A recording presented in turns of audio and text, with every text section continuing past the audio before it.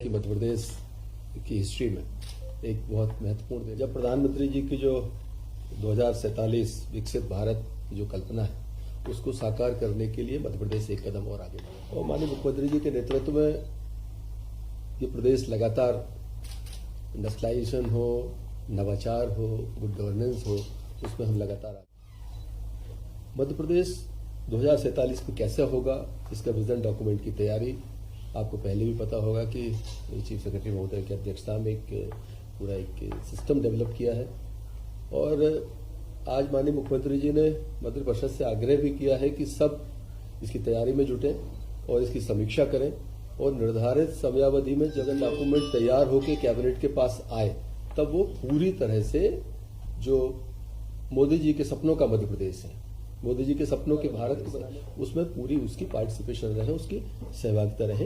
ये अपेक्षा माननीय मुख्यमंत्री जी ने आज सभी हमारे कैबिनेट के अंदर सदस्यों से की। बड़ा निर्णय मध्य प्रदेश में ऊर्जा के क्षेत्र में आज हुआ है और मुझे लगता है कि ये आगे आने वाले वर्षों में एक मील का पत्थर साबित होने वाला है। नवकरणीय ऊर्जा क्षेत्र में मध्य प्रदेश पहले से बढ़िया काम कर रहा है और मुझे लगता है हम वो वाहिद राज्य हैं जहां पर नवकरणीय ऊर्जा में हम रिसर्च का काम कर रहे हैं, उनके यंत्रों को बनाने में हम उसमें आगे बढ़े हैं, उसके माध्यम से ऊर्जा का उत्पादन भी करेंगे, सोलर ऊर्जा एनर्जी का। और अभी तक सोलर पावर जो थी वो हम बनती थी और चलती रहती थी, स्टोरेज का कोई प्रावधान। मध्य प्रदेश पहला राज्य है जो मुरैना में सोलर पावर को स्टोरेज करने की क्षमता को विकसित करने जा रहा है। मुझे लगता है ये देश में एक महत्वपूर्ण निर्णय मध्य प्रदेश ने किया है और माननीय मुख्यमंत्री जी को तो मैं विशेष रूप से बधाई देना चाहता हूं। उनके नेतृत्व में हम इस दिशा में सरकार आगे बढ़ रही है। एक बड़ा निर्णय हुआ है। मुझे लगता है आज का दिन नवकरणीय ऊर्जा के नाम अगर किया जाएगा तो शायद ये अतिशयोक्ति नहीं होगी। मैं इस बात को समझ सकता। समय भारत सरकार की जो पावर स्टैंडिंग कमेटी थी उसमें रहा मैं, और मैं सोच सकता हूं कि ये मोदी जी का एक सपना है कि बिजली उत्पादन जो है वो सौर की तरफ और विंड की तरफ समय के साथ बढ़ना चाहिए और आज हमारी सरकार उसमें आगे बढ़ी है। बावई में पहले से काम कर रहे थे, वहां पर पहले लगभग 214 एकड़ भूमि सरकार पहले दे चुकी थी वहां पर, और जो मांग और जिस हिसाब से हमारी जो तैयारी है 314 एकड़ लैंड की और आवश्यकता थी। आज कैबिनेट ने वो एक स्वीकृति प्रदान की है और नर्मदापुरम अकेले के लिए नहीं, ये मध्य प्रदेश के लिए एक बड़ी उपलब्धि है कि लगभग हम इसको 314 एकड़ लैंड 311.44 एकड़ लैंड के साथ में सोलर पावर का वहां पर जो तंत्र खड़ा होगा। और अभी जो हमारी रीजनल मिनिस्टर्स कॉन्क्लेव जो होने वाली है नर्मदापुरम में, मुझे लगता है उसके पहले हमारी तैयारी होगी कि हम इसका माननीय मुख्यमंत्री जी से भूमि पूजन आदि करा के आगे बढ़ाएं।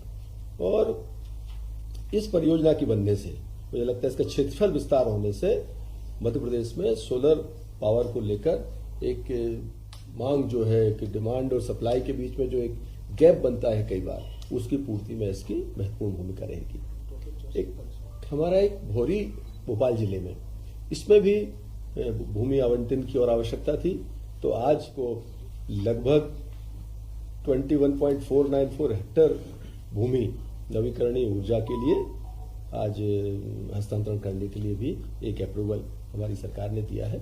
और NITSER का जो अधिनियम के तहत 2008 में की गई थी, संस्थान विशुद्ध एवं अनुप्रयुक्त विज्ञान में अनुसंधान के क्षेत्र में विश्वस्तरीय एवं उत्कृष्ट प्रस्तावित अनुसंधान केंद्र का प्रमुख उद्देश्य सोलर सेल की दक्षता में वृद्धि करना, ऊर्जा के नुकसान को कम करने के अलावा पवन ऊर्जा सहित नवकरणीय ऊर्जा के अन्य स्रोतों में विश्वस्तरीय अनुसंधान को बढ़ावा देना है। इसमें मुझे लगता है कि आज की स्वीकृति के कारण क्षेत्र में 1 करोड़ शहरी क्षेत्र में जो आवास बनाने का एक कैबिनेट अप्रूवल देश में आया था, मध्य प्रदेश को भी उसमें लक्ष्य मिला है।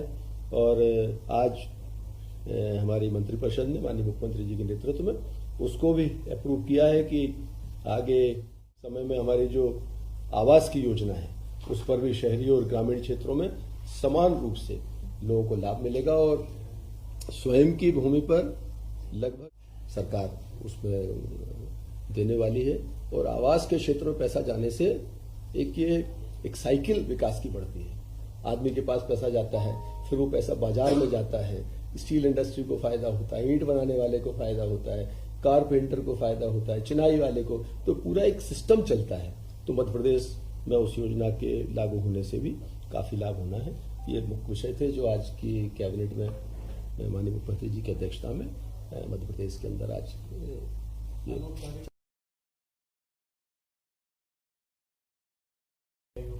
नहीं, ये अनौपचारिक जैसी कोई बात नहीं है। आज चूंकि माननीय उपराष्ट्रपति जी का उज्जैन प्रवास है, तो माननीय मुख्यमंत्री जी उनके स्वागत और उस कार्यक्रम के लिए वहां पर गए हैं, ताकि मध्य प्रदेश में गुड गवर्नेंस के लिए मंत्रिमंडल के साथ ही काम करें।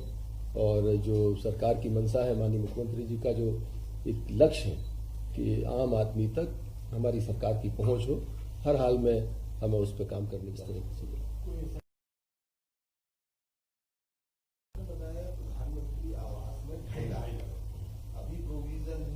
नहीं, इसमें शहरी क्षेत्र में 2.5 लाख रुपए है और ग्रामीण क्षेत्र में 135.15 रुपए देते हैं हम उनकी मजदूरी का, मनरेगा से।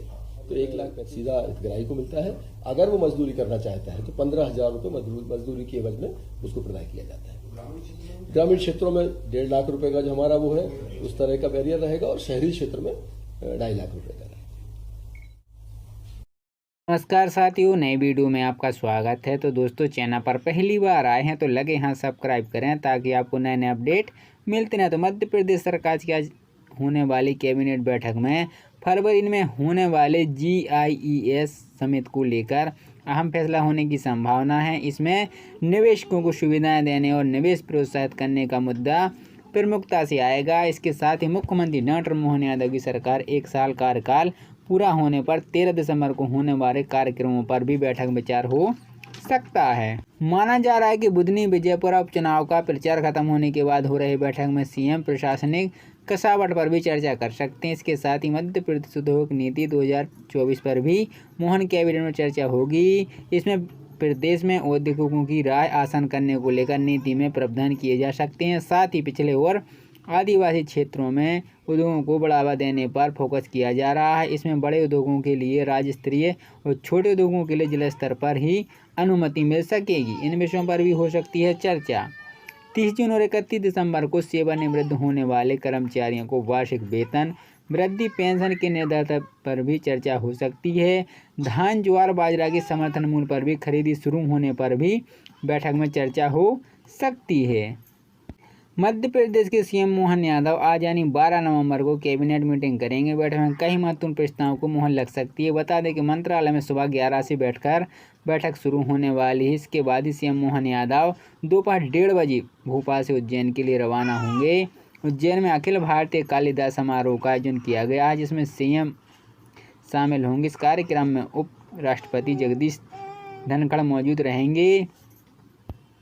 7 दिसंबर को होने इन्वेस्ट समिति प्रदेश में इन्वेस्ट समिति का आयोजन 7 दिसंबर को होशंगाबाद में किया जाएगा। आपको बता दें, इसके लिए तैयारी शुरू कर दी गई है। मीडिया रिपोर्ट की मानो तो इसमें समिति की जिम्मेदारी जिला व्यापक उद्योग केंद्र के महाप्रबंधक MP भार्गव को सौंपी गई, जो नोडल अधिकारी रूप में कार्य करेंगे।